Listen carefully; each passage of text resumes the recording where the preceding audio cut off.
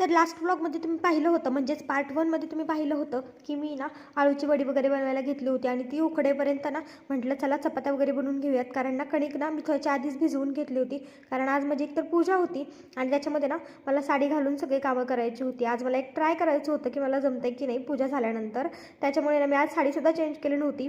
मग ना तसं साडीचं हे करत केलं आणि ना साडीला इग्नोर करा, कारण ना मला एकतर साडी व्यवस्थित नेसता येत नाही आणि त्याच्यात ना साडी घालून कधी काम करायची सवयसुद्धा नाही आहे, त्याच्यामुळे थोडंसं ना अवघडल्यासारखं होत होतं. मग चपात्या वगैरे बनवून घेतल्या आणि त्याच्यानंतर बनवायला घेतली म्हणजे खीर, कारण ना गोडामध्ये खीरच बनायची होती आणि वड्या वगैरे ना हे पण नंतर मी उकडवून वगैरे घेतल्या होत्या, पण त्याआधी ना खीर वगैरे बनवून घेतली कारण चपात्या वगैरे झाल्या होत्या.